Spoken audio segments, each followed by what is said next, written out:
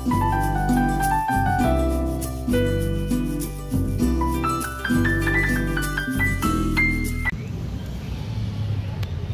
ada berita loh terbaru tentang asam folat. Jadi asam folat itu katanya bisa mencegah kanker gitu. Oh iya tuh? Kamu tahu nggak? Nggak tahu. Oh, jadi ini kita kasih tahu nih ada berita terbaru. Kita lihat. Itu ada apa sih? Lagi baca berita tentang stunting. Katanya sih stunting itu bisa dicegah gitu. Sama nggak sih? Sama asam folat ya sih? Iya, tentang asam-asam.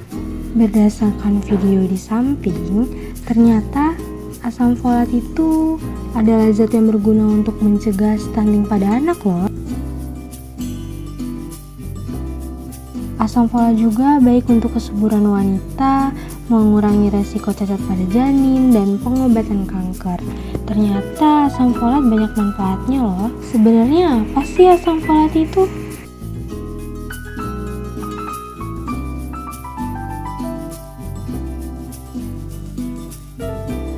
Tema kita kali ini yaitu peran asam folat dalam regulasi gen.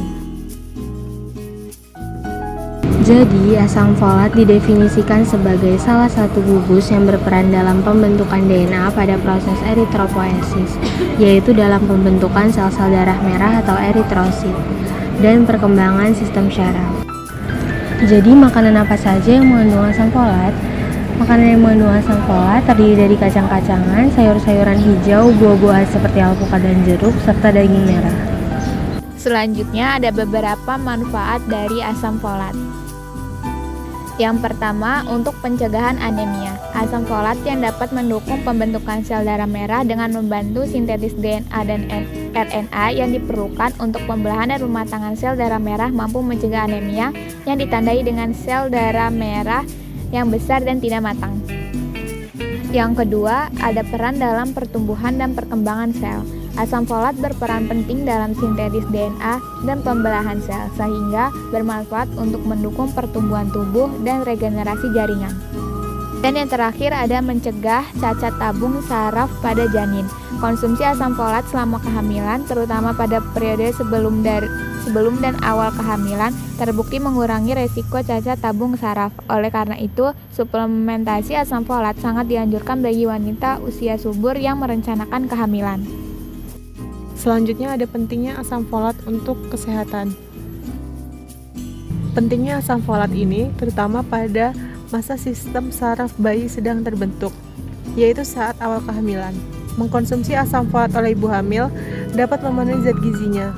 Mengkonsumsi suplementasi asam folat yang dilakukan sebelum kehamilan dapat menurunkan resiko terjadinya cacat tabung saraf dan spinal bifida. Tubuh membutuhkan asam folat atau vitamin B9 untuk membuat sel darah merah maupun jaringan tubuh lainnya.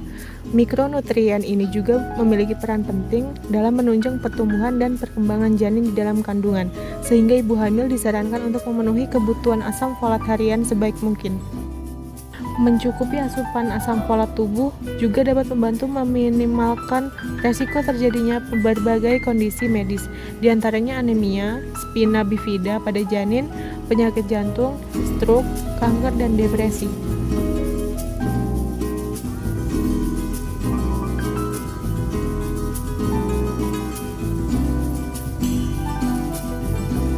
Asam folat memiliki peran penting dalam regulasi ekspresi gen melalui mekanisme yang melibatkan siklus folat dan siklus karbon 1. Dalam siklus ini, asam folat diubah menjadi bentuk aktif seperti 5-metil tetrahidrofolat yang merupakan donor metil dalam reaksi metilasi. Metilasi DNA ini merupakan salah satu proses epigenetik yang mempengaruhi ekspresi gen. Pertama yaitu dalam mekanisme epigenetik.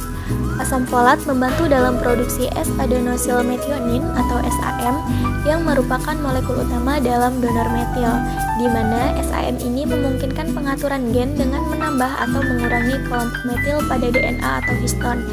Kemudian, yang kedua ada polimorfisme genetik, yaitu pada mutasi gen metil tetrahidrofolat reduktase atau MTHFR. Enzim yang berperan penting dalam siklus folat dapat mengurangi efisiensi metilasi. Kondisi ini terkait dengan peningkatan risiko penyakit seperti kanker dan gangguan kehamilan, sehingga suplementasi asam folat dapat memperbaiki efek polimorfisme ini.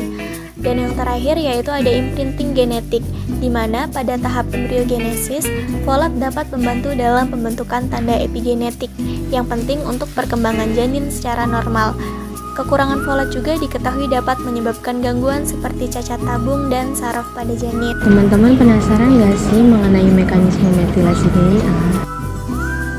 Jadi, metilasi DNA adalah suatu proses biologis di mana gugus metil ditambahkan pada basa nitrogen sitosin dalam molekul DNA yang terjadi dengan bantuan enzim DNA metiltransferase atau DNMTS.